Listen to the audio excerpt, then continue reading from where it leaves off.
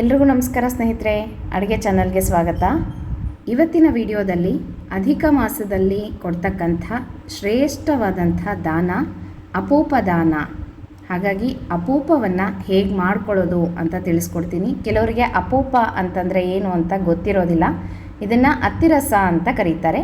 ಸುಲಭವಾಗಿ ಮನೆಯಲ್ಲಿ ಮಾಡ್ಕೋಬೋದು. ತುಂಬ ರುಚಿಯಾಗಿರುತ್ತೆ. ಹೇಗೆ ಮಾಡ್ಕೋಬೇಕು, ಯಾವ್ಯಾವ ಪದಾರ್ಥಗಳನ್ನು ಎಷ್ಟೆಷ್ಟು ಅಳತೆಯಲ್ಲಿ ಹಾಕಬೇಕು ನಿಮಗೆ ಕರೆಕ್ಟಾಗಿ ತಿಳಿಸ್ಕೊಡ್ತೀನಿ. ಹಾಗಾಗಿ ಇವತ್ತಿನ ವಿಡಿಯೋದಲ್ಲಿ ಅಪೋಪವನ್ನು ಹೇಗೆ ಮಾಡಬೇಕು ಅಂದರೆ ಅತ್ತಿರಸವನ್ನು ಹೇಗೆ ಮನೆಯಲ್ಲಿ ತಯಾರು ಮಾಡಬೇಕು ಅಂತ ನಿಮಗೆ ತಿಳಿಸ್ಕೊಡ್ತಾ ಇದ್ದೀನಿ. ಬನ್ನಿ ಸ್ನೇಹಿತರೆ, ವಿಡಿಯೋ ಶುರು ಮಾಡೋಣಂತೆ. ಮೊದಲಿಗೆ ಅಕ್ಕಿಯನ್ನು ನೆನೆ ಹಾಕಬೇಕು. ನಾನಿಲ್ಲಿ 1 ಲೋಟದಷ್ಟು ಅಕ್ಕಿಯನ್ನು ತೊಗೊಂಡಿದ್ದೀನಿ. ಇದು ರೇಷನ್ ಅಕ್ಕಿ. ನೀವು ಸೋನಾ ಮಸೂರಿ ಆದರೂ ತೊಗೋಬೋದು, ರೇಷನ್ ಅಕ್ಕಿ ಆದರೂ ತೊಗೋಬೋದು. 1 ಲೋಟ ಅಥವಾ 1 ಬಟ್ಲು ನೀವು ಯಾವ ಅಳತೆಯಲ್ಲಿ ಅಕ್ಕಿಯನ್ನು ತೊಗೊತೀರೋ ಅದು ತುಂಬ ಮುಖ್ಯ. ಹಾಗಾಗಿ ಆ ಅಳತೆ ಬಟ್ಲು ಅಥವಾ ಲೋಟವನ್ನು ನೀವು ನೀಟಾಗಿ ಒಂದು ಕಡೆ ಎತ್ತಿಟ್ಕೊಂಡಿರಿ. ಯಾಕಂದರೆ ನಮಗೆ ಬೆಲ್ಲ ಅಳತೆ ಮಾಡಲಿಕ್ಕೆ ಬೇಕಾಗುತ್ತೆ. ಅದೇ ಲೋಟದಲ್ಲೇ ಮಾಡಬೇಕು. ಹಾಗಾಗಿ 2-3 ಬಾರಿ ಚೆನ್ನಾಗಿ ಅಕ್ಕಿಯನ್ನು ತೊಳೆದು ನೆನೆ ಹಾಕಬೇಕು. ನಾನಿಲ್ಲಿ ಶುಕ್ರವಾರ ನೆನೆ ಹಾಕಿದ್ದೆ. ಶುಕ್ರವಾರ, ಶನಿವಾರ, ಭಾನುವಾರ ಸಂಜೆ ನಿಮಗೆ ಮಾಡಿ ತೋರಿಸ್ತಾ ಇದ್ದೀನಿ. ಹಾಗಾಗಿ 3 ದಿವಸ ಅಥವಾ 2 ದಿವಸನಾದರೂ ಅಕ್ಕಿ ಚೆನ್ನಾಗಿ ನೆನಿಬೇಕು. ಅಕ್ಕಿ ಎಷ್ಟು ಚೆನ್ನಾಗಿ ನೆನೆಯುತ್ತೋ ಅಪೋಪಗಳು ಅಷ್ಟು ಚೆನ್ನಾಗಿ ಬರ್ತವೆ. ಹಾಗಾಗಿ ನಾನಿಲ್ಲಿ ಭಾನುವಾರ ಅಂದರೆ ನಿನ್ನೆ ಸಂಜೆ ಮಾಡಿದ್ದೆ. ಫಸ್ಟು ಹೀಗೆ ನೀಟಾಗಿ ಅಕ್ಕಿಯನ್ನು ಬಸಿದ್ಕೊಂಡ್ಬಿಡ್ಬೇಕು. ಒಂದು ಜಾಲರಿಯಲ್ಲಿ ಬಸೆ ಹಾಕಿಬಿಡಬೇಕು. ನೀರೆಲ್ಲ ಇಳ್ಕೊಂಡ್ಮೇಲೆ ಹೀಗೆ ಒಂದು ಒಣ ಬಟ್ಟೆ ಮೇಲೆ ಅಂದರೆ ಕಾಟನ್ ಕ್ಲಾತ್ ಮೇಲೆ ಅಕ್ಕಿಯನ್ನು ಹೀಗೆ ಸ್ಪ್ರೆಡ್ ಮಾಡಬೇಕು. ಹೀಗೆ ಒಣಗಿಸ್ಕೋಬೇಕು. ಅಂದರೆ ಪೂರ್ತಿ ಅಕ್ಕಿಯನ್ನು ಒಣಗಿಸ್ಬಾರ್ದು, ಬಿಸಿಲಿಗೆ ಹಾಕಬಾರ್ದು. ನೆನ್ಪಿಟ್ಕೊಳ್ರಿ. ಫ್ಯಾನ್ ಗಾಳಿಗೇ ಒಂದು 10ರಿಂದ 15 ನಿಮಿಷ ಫ್ಯಾನ್ ಗಾಳಿಗೆ ಹಾಕಿದ್ರೆ ಸಾಕಾಗುತ್ತೆ. ನೋಡಿರಿ, ಹೀಗೆ ಕೈಯಲ್ಲಿ ನಾವು ಅಕ್ಕಿಯನ್ನು ಹಿಡಿದು ನೋಡಿದ್ರೆ ನಮಗೆ ಕೈಯಲ್ಲಿ ನೀರಿನ ಅಂಶ ಇರಬಾರ್ದು. ಅಕ್ಕಿ ಒದ್ದೆ ಇರಬೇಕು. ಅಂದರೆ ಅಕ್ಕಿ ಪೂರ್ತಿ ಒಣಗಿರಬಾರ್ದು, ಒದ್ದೆ ಇರಬೇಕು. ಆದರೆ ನೀರಿನ ಅಂಶ ಇರಬಾರ್ದು. ನಮಗೆ ಕೈಗೆ ನೀರು ಹತ್ತಬಾರ್ದು. ಹಾಗೆ ಒಣಗಿರಬೇಕು. ಗೊತ್ತಾಗ್ತಾ ಇದೆಯಲ್ಲ, ಅಕ್ಕಿ ಎಲ್ಲ ಬಿಡಿ ಬಿಡಿ ಆಗಿರುತ್ತೆ. ಹಾಗಾಗಬೇಕು. ಅಲ್ಲಿ ತನಕನೂ ನಾವು ಸ್ವಲ್ಪ ಫ್ಯಾನ್ ಗಾಳಿಗೆ ಹಾಕ್ಕೊಂಡ್ರೆ ಸಾಕಾಗುತ್ತೆ. ಕಾಟನ್ ಬಟ್ಟೆ ಮೇಲೆ ಹಾಕಿರ್ತೀವಲ್ವ, ಆ ನೀರಿನ ಅಂಶ ಎಲ್ಲನೂ ಆ ಬಟ್ಟೆ ಹೀರ್ಕೊಂಡ್ಬಿಡುತ್ತೆ. ಹಾಗಾಗಿ ಈಗ ಬಿಡಿ ಬಿಡಿ ಆಗುತ್ತೆ. ಆಗಲೇ ಅಕ್ಕಿ ನಮ್ಗೆ ಗೊತ್ತಾಗುತ್ತೆ. ಹಿಡ್ಕೊಂಡ್ರೆ ಅಕ್ಕಿ ನೆಮ್ಮಿರಬೇಕು, ಆದರೆ ನೀರಿನ ಅಂಶ ಇರಬಾರ್ದು. ಇದನ್ನು ನೆನ್ಪಿಟ್ಕೊಳ್ರಿ. ಈಗ ಇದನ್ನು ನಾನು ಮಿಕ್ಸಿ ಜಾರ್ಗೆ ಹಾಕ್ಕೊತಾ ಇದ್ದೀನಿ. ನೋಡ್ತಾ ಇದ್ದೀರಲ್ಲ ಹೇಗೆ ಬಿಡಿ ಆಗಿದೆ ಅಕ್ಕಿ ಅಂತ ಕಾಣಿಸ್ತಾ ಇದೆ ನಿಮಗೆ. ಈ ರೀತಿ ಆಗಬೇಕು. ಇದನ್ನು ಮಿಕ್ಸಿ ಜಾರ್ಗೆ ಹಾಕ್ಕೊಂಡು ಸಣ್ಣಗೆ ಪೌಡರ್ ಮಾಡ್ಕೋಬೇಕು. ಅಕ್ಕಿ ಹಿಟ್ಟನ್ನು ಮಾಡ್ಕೋಬೇಕು. ಇದು ತುಂಬ ಮುಖ್ಯ. ಅಕ್ಕಿಯನ್ನು ಬಿಸಿಲಿಗೆ ಹಾಕಿ ಒಣಗಿಸ್ಕೋಬಾರ್ದು, ಮತ್ತು ತುಂಬ ಡ್ರೈ ಆಗಿಯೂ ಸಹ ಅಕ್ಕಿಯನ್ನು ಒಣಗಿಸ್ಕೋಬಾರ್ದು.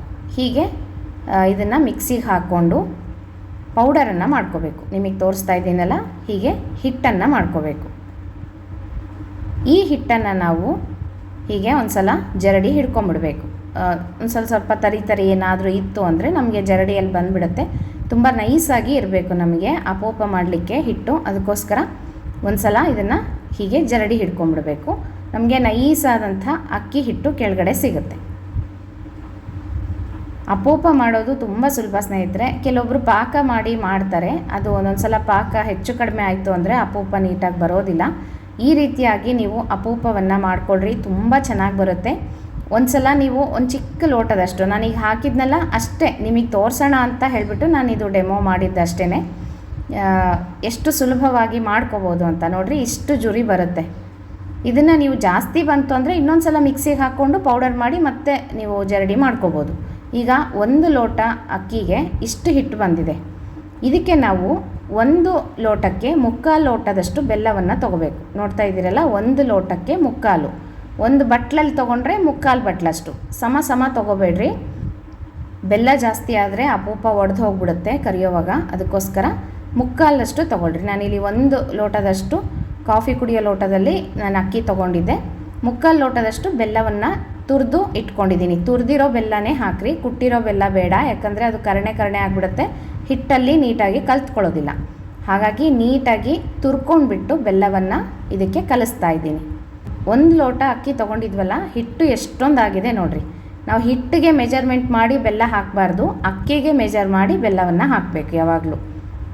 ಈಗ ಚೆನ್ನಾಗಿ ಈ ರೀತಿಯಾಗಿ ಅಕ್ಕಿ ಹಿಟ್ಟು ಮತ್ತು ಬೆಲ್ಲ ಹೊಂದ್ಕೊಳ್ಳೋ ಥರ ಕಲಿಸ್ಕೊಂಡ್ಬಿಟ್ಟು ಇದನ್ನು ಒಂದು ಸಲ ಮಿಕ್ಸಿಗೆ ಹಾಕ್ಕೊಂಬಿಡೋಣ. ಆವಾಗ ನಮಗೆ ನೀಟಾಗಿ ಬೆಲ್ಲ ಮತ್ತು ಅಕ್ಕಿ ಹಿಟ್ಟೆಲ್ಲನೂ ಹೊಂದ್ಕೊಂಡು ಎಷ್ಟು ಚೆನ್ನಾಗಿ ಬರುತ್ತೆ ನಿಮಗೆ ಹಿಟ್ಟು ಅಂತ ತೋರಿಸ್ಕೊಡ್ತೀನಿ. ಈ ರೀತಿ ಚೆನ್ನಾಗಿ ಒಂದು ಸಲ ಕಲಿಸ್ಕೊಂಬಿಟ್ಟು ನೋಡಿರಿ, ಈ ಲೋಟದಲ್ಲಿ ನಾನು ಅಕ್ಕಿ ತೊಗೊಂಡಿದ್ದೆ, ಕಾಫಿ ಲೋಟದಲ್ಲಿ 1 ಲೋಟ ಅಕ್ಕಿಗೆ 3/4 ಲೋಟದಷ್ಟು ಬೆಲ್ಲ. ನೀವು ಒಂದು ಸಲ ಮಾಡಿ ನೋಡಿರಿ ಸ್ನೇಹಿತರೆ, ಇನ್ನೂ ಸಮಯ ಇದೆಯಲ್ಲ, ನೀವು ಒಂದು ಸಲ ಟ್ರಯಲ್ ಮಾಡಿ ನೋಡಿದ್ರೆ ನಿಮಗೆ ಗೊತ್ತಾಗುತ್ತೆ ಹೇಗೆ ಬರುತ್ತೆ, ಏನು ಹೆಚ್ಚು ಕಡಿಮೆ ಆಗಿದೆ, ಏನು ಸರಿ ಮಾಡ್ಕೋಬೇಕು ಅಂತ ಗೊತ್ತಾಗುತ್ತೆ. ಅದಕ್ಕೋಸ್ಕರ ಒಂದು ಸಲ ಮುಂಚೆ ಮಾಡಿ ನೋಡಿ ಆಮೇಲೆ ನೀವು ಮತ್ತೆ ದಾನ ಕೊಡಲಿಕ್ಕೆ ಮಾಡ್ಕೋಬೋದು. ಈಗ ನೋಡಿರಿ, ಮಿಕ್ಸಿಗೆ ಹಾಕ್ಕೊತಾ ಇದ್ದೀನಿ ಅಕ್ಕಿ ಹಿಟ್ಟು ಬೆಲ್ಲ ಕಲಸಿದ್ದು. ಈ ರೀತಿ ಆಗುತ್ತೆ ನಮಗೆ. ನೀಟಾಗಿ ಹೀಗೆ ಉಂಡೆ ಕಟ್ಟಿದ್ರೆ ಎಷ್ಟು ನೀಟಾಗಿ ಬೇಸನ್ ಉಂಡೆ ಥರ ಆಗುತ್ತೆ. ಕಾಣಿಸ್ತಾ ಇದೆಯಲ್ಲ, ಇದು ಶೈನಿಂಗ್ ಆಗಿ ಇರುತ್ತೆ. ಹಾಗೆ ಶೈನಿಂಗ್ ಬರಬೇಕು ಹಿಟ್ಟು ನಮಗೆ. ಒಂದೊಂದು ಬೆಲ್ಲ ಕಪ್ಪಿರುತ್ತೆ, ಒಂದೊಂದು ಬೆಲ್ಲ ಬೆಳ್ಳಗಿರುತ್ತೆ. ಹಾಗಾಗಿ ಹಿಟ್ಟು ಸ್ವಲ್ಪ ಕಲರ್ ಹೆಚ್ಚು ಕಡಿಮೆ ಆಗುತ್ತೆ. ನಾನು ತಂದಿರೋ ಬೆಲ್ಲ ಸ್ವಲ್ಪ ಬೆಳ್ಳಗಿತ್ತು, ಹಾಗಾಗಿ ಈ ಥರ ಬಂದಿದೆ. ಸ್ವಲ್ಪ ಡಾರ್ಕ್ ಕಲರ್ ಇತ್ತು ಅಂದರೆ ಸ್ವಲ್ಪ ಡಾರ್ಕ್ ಆಗಿ ಬರುತ್ತೆ ಹಿಟ್ಟು. ಈ ಹಿಟ್ಟನ್ನು ನೀವು ಮಾಡಿ ಆರಾಮಾಗಿ ಸ್ಟೋರ್ ಮಾಡ್ಕೋಬೋದು. ಎಷ್ಟು ದಿನನಾದರೂ ಇಟ್ಕೋಬೋದು. 1 ವರ್ಷ 2 ವರ್ಷದ ತನಕನೂ ಹಿಟ್ಟು ಏನೇನೂ ಹಾಳಾಗೋದಿಲ್ಲ, ಚೆನ್ನಾಗಿರುತ್ತೆ. ಕೆಲವರು ಹೊರಗಡೆನೇ ಇಡ್ತಾರೆ ಸ್ವಲ್ಪ ದಿನ, ಕೆಲವರು ಫ್ರಿಜ್ಜಲ್ಲಿ ಇಟ್ಕೊಂಡು 1 ವರ್ಷದ ತನಕನೂ ಇಟ್ಕೊಂಡು ನೀವು ಯಾವಾಗ ಬೇಕಾದರೂ ಮಾಡ್ಕೋಬೋದು ಹಿಟ್ಟು ಮಾಡಿ ಇಟ್ಕೊಂಡ್ರೆ.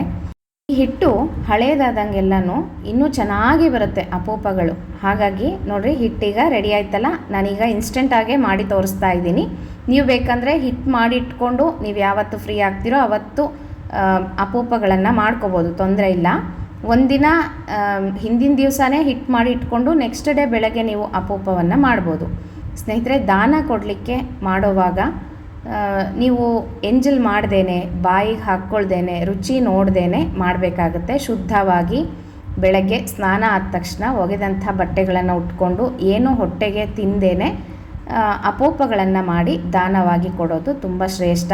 ಊಟ ಮಾಡಿ ಮಾಡೋದು ಅಥವಾ ಸಂಜೆ ಯಾವಾಗಲೂ ಮಾಡೋದು ಈ ಥರದಕ್ಕಿಂತ ಸ್ವಲ್ಪ ಮಡಿಯಿಂದ ಅಂದರೆ ಶುದ್ಧವಾಗಿ ಮಾಡೋದು ತುಂಬ ಉತ್ತಮ. ನಾನಿಲ್ಲಿ ನಿಮಗೆ ತೋರಿಸೋಣ ಅಂತ ಹೇಳಿಬಿಟ್ಟು ಈ ರೀತಿ ಇಂಡಕ್ಷನಲ್ಲಿ ಮಾಡಿ ತೋರಿಸ್ತಾ ಇದ್ದೀನಿ ಅಷ್ಟೇ. ಇದು ಡೆಮೋ ಅಷ್ಟೇ. ನಾನು ದಾನ ಕೊಡಲಿಕ್ಕೆ ಮಾಡೋವಾಗ ಇದ್ದಲು ಒಲೆಯಲ್ಲೇ ಮಾಡ್ತೀನಿ. ಇವಾಗ ಸುಮ್ಮನೆ ನಿಮಗೆ ತೋರಿಸೋಣ ಅಂದ್ಬಿಟ್ಟು ಇದ್ದೀನಿ ಅಷ್ಟೇ. ಇಲ್ಲಿ ನೋಡಿರಿ, ಹೀಗೆ ಶೈನಿಂಗ್ ಆಗಿ ಇರಬೇಕು ಹಿಟ್ಟು, ಒಳ್ಳೆ ನೋಡೋದಕ್ಕೆ ಶೈನಿಂಗ್ ಆಗಿ ಇರಬೇಕು. ಸ್ವಲ್ಪ ಬಾಳೆಹಣ್ಣನ್ನು ಸಹ ಹಾಕ್ಕೊತಾರೆ. ನಾನು ಇರಲಿಲ್ಲ ಅಂತ ಹಾಕಿಲ್ಲ ಅಷ್ಟೇ. ಬೇಕು ಅಂದರೆ ಒಂದು ಚೂರು ಬಾಳೆಹಣ್ಣನ್ನು ಈ ಹಿಟ್ಟಿಗೆ ಸೇರಿಸಿ ಸ್ವಲ್ಪ ನಾದ್ಕೊಂಡು ಚೆನ್ನಾಗಿ ಅಪೂಪಗಳನ್ನು ಮಾಡಿದ್ರೆ ತುಂಬ ಚೆನ್ನಾಗಿ ಬರ್ತವೆ. ಸ್ನೇಹಿತರೆ, ಅಪೂಪಗಳಲ್ಲಿ ಎಷ್ಟು ಛಿದ್ರಗಳಿರುತ್ತೋ ಅಷ್ಟು ಒಳ್ಳೆಯ ಫಲವನ್ನು ನಾವು ಪಡಿತೀವಿ. ಅಂದರೆ ಅಷ್ಟು ಕಾಲ ನಾವು ಸ್ವರ್ಗದಲ್ಲಿ ವಾಸ ಮಾಡ್ತೀವಿ ಅಂತ ಹೇಳ್ತಾರೆ. ಹಾಗಾಗಿ ಛಿದ್ರ ಬಂದಷ್ಟು ಅಂದರೆ ತೂತು ಥರ ಹೋಲ್ ಥರ ಬರುತ್ತಲ್ಲ, ಹಾಗೆ ಬರಬೇಕು ಅಪೂಪ ಅಂತ ಹೇಳ್ತಾರೆ. ಈಗ ನಾನಿಲ್ಲಿ ಒಂದು ಕವರ್ ಮೇಲೆ ತಟ್ತಾ ಇದ್ದೀನಿ. ನೀವು ಬಾಳೆ ಎಲೆ ಮೇಲೆ ಸಹ ತಟ್ಬೋದು, ಅಥವಾ ಈ ಹೋಳಿಗೆ ಮಾಡೋ ಪೇಪರ್ ಬರುತ್ತಲ್ಲ ಅದ್ರ ಮೇಲೆ ಸಹ ತಟ್ಕೋಬೋದು. ಒಂದು ಸ್ವಲ್ಪ ಎಣ್ಣೆ ಸವರ್ಕೊಂಡ್ಬಿಟ್ಟು ಬಾಳೆ ಎಲೆಗೆ ಅಥವಾ ಹೋಳಿಗೆ ಕವರ್ ಮೇಲೆ ಹೀಗೆ ಒಂಚೂರು ಹಿಟ್ಟನ್ನು ತಗೊಂಡು ಈ ರೀತಿಯಾಗಿ ತಟ್ಟೋದು. ತುಂಬ ತೆಳ್ಳಗೆ ತಟ್ಕೋಬೇಡ್ರಿ, ತುಂಬ ದಪ್ಪನಾಗಿ ಸಹ ತಟ್ಟಬೇಡ್ರಿ, ಮೀಡಿಯಮ್ ಆಗಿ ಇರಬೇಕು. ನೋಡಿರಿ, ಈ ರೀತಿಯಾಗಿ ಹೀಗೆ ನಾವು ನಿಪ್ಪಟ್ಟು ಮಾಡ್ತೀವಲ್ವ ಅದೇ ಥರನೇ ಸ್ವಲ್ಪ ತೆಳುವಾಗಿ ಇರಬೇಕಿದು. ಹೀಗೆ ತಟ್ಕೊಂಡ್ಬಿಟ್ಟು ಕರಿಯೋದಷ್ಟೇ. ಎಣ್ಣೆ ಕಾಯೋಕ್ಕೆ ಇಟ್ಕೊಂಡು ತುಪ್ಪದಲ್ಲಿ ಆದರೂ ಕರಿಬೋದು, ಎಣ್ಣೆಯಲ್ಲಾದರೂ ಕರಿಬೋದು. ತುಪ್ಪದಲ್ಲಿ ಕರೆದಿದ್ದು ತುಂಬ ಶ್ರೇಷ್ಠ. ಎಣ್ಣೆಯಲ್ಲೂ ಸಹ ಕರಿಬೋದು ಸ್ನೇಹಿತರೆ, ನಿಮ್ಮ ಅನುಕೂಲ. ನಾನಿಲ್ಲಿ ಎಣ್ಣೆಯಲ್ಲೇ ಕರೆದು ತೋರಿಸ್ತಾ ಇದ್ದೀನಿ. ಫಸ್ಟ್ ನೋಡೋಣಂತೆ ಎಣ್ಣೆ ಕಾದಿದೆಯಾ ಅಂತ ಹೇಳಿ. ಹೀಗೆ ಹಾಕಿದ ತಕ್ಷಣ ಮೇಲೆ ಬರಬೇಕು, ಹಾಗಾದರೆ ಎಣ್ಣೆ ಕಾದಿದೆ ಅಂತ ಅರ್ಥ. ಈಗ ಅಪೂಪಗಳನ್ನು ಕರೆದು ತೋರಿಸ್ತೀನಿ ನಿಮಗೆ. ನೋಡಿರಿ, ಹೀಗೆ ಇಷ್ಟು ತೆಳುವಾಗಿ ಇರಬೇಕು. ಹೀಗೆ ಹಾಕಿದ ತಕ್ಷಣ ಅದು ಮೇಲೆ ಬರುತ್ತೆ ಹೀಗೆ. ಆಮೇಲೆ ನೀವು ಸ್ವಲ್ಪ ಹೊತ್ತು ಬಿಟ್ಟು ಅದನ್ನು ತಿರುಗಿಸಿ ಹಾಕ್ಕೊಂಡ್ರೆ ಆಗುತ್ತೆ. ಈ ರೀತಿಯಾಗಿ ಅಪೂಪಗಳನ್ನು ಮಾಡ್ಕೊಳ್ಳೋದು ಸ್ನೇಹಿತರೆ. ಕೆಲವರು ಗಸಗಸೆಯನ್ನು ಹಚ್ಚಿಬಿಟ್ಟು ಕರೀತಾರೆ. ನಾನಿಲ್ಲಿ ಕರೆದು ಬಿಟ್ಟು ನಂತರ ಸ್ವಲ್ಪ ಬಿಸಿ ಇರಲಿಕ್ಕೇ ತೆಗೆದ ತಕ್ಷಣವೇ ಗಸಗಸೆಯನ್ನು ಉದುರಿಸ್ಬಿಡ್ತೀನಿ. ಯಾಕೆ ಅಂದರೆ ಗಸಗಸೆ ಹಚ್ಚಿ ಎಣ್ಣೆಯಲ್ಲಿ ಅಥವಾ ತುಪ್ಪದಲ್ಲಿ ಹಾಕಿದಾಗ ಅದು ಬಿಟ್ಕೊಳ್ಳೋ ಚಾನ್ಸಸ್ ಇರುತ್ತೆ. ಅಂದರೆ ಗಸಗಸೆ ಎಲ್ಲನೂ ಉದುರ್ಕೊಂಡ್ಬಿಡುತ್ತೆ. ಹಾಗಾಗಿ ಎಣ್ಣೆ ಎಲ್ಲನೂ ಗಸಗಸೆ ಆಗಿಬಿಡುತ್ತೆ ಒಂದೊಂದು ಸಲ. ಹಾಗಾಗಿ ನಾನಿಲ್ಲಿ ಕರೆದ ಮೇಲೆ ಅದ್ರ ಮೇಲೆ ಉದುರಿಸ್ಕೊತೀನಿ. ನೋಡಿರಿ, ಈ ರೀತಿಯಾಗಿ ತುಂಬ ಕಪ್ಪಗೆ ಮಾಡ್ಕೋಬೇಡ್ರಿ, ಮತ್ತು ತುಂಬ ಬೆಳ್ಳಗೂ ಇರಬಾರ್ದು. ಒಂಥರ ಗೋಲ್ಡನ್ ಕಲರಲ್ಲಿ ನಾವು ಅಪೂಪಗಳನ್ನು ಕರೆದು ತೆಕ್ಕೊಳ್ಳೋದು. ತುಪ್ಪದಲ್ಲಿ ಕರೆದ್ರೆ ಶ್ರೇಷ್ಠ ಸ್ನೇಹಿತರೆ. ಎಣ್ಣೆಯಲ್ಲೂ ಸಹ ಕರಿಬೋದು. ಈ ರೀತಿಯಾಗಿ ಅಪೂಪಗಳನ್ನು ನೀವು ಸಹ ಟ್ರೈ ಮಾಡಿರಿ ಫಸ್ಟು. ಆಮೇಲೆ ಮಾಡಿ ಸ್ವತಃ ನೀವೇ ಮಾಡಿ ಶುದ್ಧವಾಗಿ ಯಾರಿಗಾದರೂ ದಾನವನ್ನು ಕೊಡ್ರಿ ಅಂತ ಹೇಳ್ತೀನಿ. 33 ಅಪೂಪಗಳನ್ನು ಮಾಡಿಬಿಟ್ಟು ನೀವು ಹಿಂದಿನ ದಿವಸ ಅಥವಾ ಅದರ ಹಿಂದಿನ ದಿವಸನೂ ಹಿಟ್ಟನ್ನು ರೆಡಿ ಮಾಡಿ ಇಟ್ಕೋಬೋದು. ಆಮೇಲೆ ನೀವು ಒಂದಿನ ಯಾವತ್ತು ಫ್ರೀ ಇರ್ತೀರೋ ಆವತ್ತು ಅಪೂಪಗಳನ್ನು ಬೆಳಗ್ಗೆನೇ ಮಾಡಿ ಇಟ್ಕೊಂಡು ಅದು ಸ್ವಲ್ಪ ಎಣ್ಣೆ ಎಲ್ಲ ಇಳಿಯುತ್ತೆ, ತುಂಬ ಎಣ್ಣೆ ಹಿಡ್ಕೊಂಡಿರುತ್ತಲ್ಲ ಅದೆಲ್ಲ ಇಳ್ಕೋಬೇಕು, ಆಮೇಲೆ ಕೊಡ್ಬೋದು. ನೋಡಿರಿ ಈ ರೀತಿಯಾಗಿ ಎಲ್ಲ ಅಪೂಪಗಳನ್ನು ನೀಟಾಗಿ ಕರ್ಕೊಂಡ್ಬಿಟ್ರೆ ಈಸಿಯಾಗಿ ಮಾಡ್ಕೋಬೋದು ಸ್ನೇಹಿತರೆ, ಏನೂ ತೊಂದರೆ ಇಲ್ಲ. ಹಿಟ್ಟು ಒಂದಿನ ಮುಂಚೆ ಮಾಡಿ ಇಟ್ಕೊಂಡ್ಬಿಟ್ರೆ ಆರಾಮಾಗಿ ನೀವು ಕೊಡ್ಬೋದು. ನೋಡಿರಿ ಈಗ ಬಿಸಿ ಬಿಸಿ ಇರಲಿಕ್ಕೇ ಇದ್ರ ಮೇಲೆ ಸ್ವಲ್ಪ ಗಸಗಸೆಯನ್ನು ಉದುರಿಸ್ಕೊಳ್ಳೋದು. ತುಂಬ ಅಂದರೆ ತುಂಬ ಟೇಸ್ಟಾಗಿ ಚೆನ್ನಾಗಾಗಿದೆ. ನಮ್ಮ ಮನೆಯಲ್ಲಿ ಸ್ವಲ್ಪನೇ ನಾನು ಒಂದು ಚಿಕ್ಕ ಲೋಟದಲ್ಲಿ ಹಾಕಿದೆ, ಒಂದು 10-12 ಆಗಿತ್ತು ಅಷ್ಟೇ ಅಪೂಪ. ತುಂಬ ಚೆನ್ನಾಗಾಗಿದೆ. ಇದೇ ಥರ ಮಾಡ್ಕೊಳ್ರಿ ನೀವು ಸಹ. ಹೇಳಿದ್ನೆಲ್ಲ ಒಂಚೂರು ಬಾಳೆಹಣ್ಣನ್ನು ಹಾಕೋಬೋದು ನೀವು, ಚೆನ್ನಾಗಿ ಬರುತ್ತೆ, ಇನ್ನು ಟೇಸ್ಟು ಚೆನ್ನಾಗಿರುತ್ತೆ, ಅಪೂಪನೂ ತುಂಬ ಚೆನ್ನಾಗಿ ಬರುತ್ತೆ. ನನ್ನ ಹತ್ರ ಇರಲಿಲ್ಲ ಮನೆಯಲ್ಲಿ ಅಂತ ಹಾಕಿಲ್ಲ ಅಷ್ಟೇ. ನಾನು ಸುಮ್ಮನೆ ನಿಮಗೆ ಡೆಮೋ ತೋರಿಸೋಣ ಅಂತ ಹೇಳಿಬಿಟ್ಟು ಈ ವಿಡಿಯೋ ಮಾಡಿರೋದು. ನಾನು ಅಪೂಪ ಮಾಡೋವಾಗ ಬೇಕಾದರೆ ನೀವು ಮತ್ತೆ ಇನ್ನೊಂದು ಸಲ ನಿಮಗೆಲ್ಲನೂ ವಿಡಿಯೋ ಮಾಡಿ ಹಾಕ್ತೀನಂತೆ. ಈಗ ನೋಡಿರಿ ಹೀಗೆ ಎಲ್ಲ ಅಪೂಪಗಳನ್ನು ಒಂದೊಂದಾಗಿ ತಟ್ಕೊಂಡು ಒಂದೊಂದೇ ಕರ್ಕೋಬೇಕು ಸ್ನೇಹಿತರೆ, ಆವಾಗ ನೀಟಾಗಿ ಬರುತ್ತೆ. ನೋಡಿರಿ ಈ ಥರ ಜಾಲರಿ ಪುಟ್ಟಿ ಅಥವಾ ಜಾಲರಿ ಸ್ಟೀಲಿನ ಬರುತ್ತಲ್ಲ ಆ ಥರದಲ್ಲಿ ಹಾಕಿ ಇಟ್ಬಿಡ್ರಿ. 1-2 ದಿನ ಅದು ನೀಟಾಗಿ ಎಣ್ಣೆ ಎಲ್ಲ ಇಳ್ಕೊಂಬಿಡುತ್ತೆ. ನೀವು ಬೇಕಂದರೆ ಗಮನಿಸ್ಬೋದು ಎಷ್ಟು ಎಣ್ಣೆ ಕೆಳಗಡೆ ಇಳಿದಿರುತ್ತೆ ಅಂದರೆ. ಒಂದು ತಟ್ಟೆ ಅಥವಾ ಒಂದು ಬಟ್ಲು ಇಟ್ಕೊಳ್ರಿ. ನೋಡಿರಿ ಎಷ್ಟು ಹಗುರವಾಗಿ ಆಗಿದೆ ಅಂತ. ನಾನು ಇನ್ನೂ ಆಗಿಂದಾಗಲೇ ಹಿಟ್ಟು ಮಾಡಿಕೊಂಡು ಇನ್ಸ್ಟೆಂಟಾಗಿ ಮಾಡಿರೋದು. ಹಿಟ್ಟು ಅಂದರೆ ಅಕ್ಕಿ ಚೆನ್ನಾಗಿ ನೆಂದಿತ್ತು ನಮ್ಮ ಮನೆಯಲ್ಲಿ, ಹಾಗಾಗಿ ಇಷ್ಟು ಚೆನ್ನಾಗಿ ಬಂದಿದೆ. ಅಕ್ಕಿ ಚೆನ್ನಾಗಿ ನೆನಿಬೇಕು ಸ್ನೇಹಿತರೆ, 3 ದಿವಸ ನೆನೆಸ್ರಿ, ತುಂಬ ಚೆನ್ನಾಗಿ ಬರುತ್ತೆ, ಗರಿಗರಿಯಾಗಿರುತ್ತೆ. ಆಮೇಲೆ ಮತ್ತೆ ನಿಮಗೆ ಸ್ವಲ್ಪ ಮೆತ್ತಗಾಗುತ್ತೆ, ಆದರೂ ಸಹ ಟೇಸ್ಟ್ ಸೂಪರಾಗಿರುತ್ತೆ. ನೀವು ಸಹ ಟ್ರೈ ಮಾಡಿರಿ ಸ್ನೇಹಿತರೆ.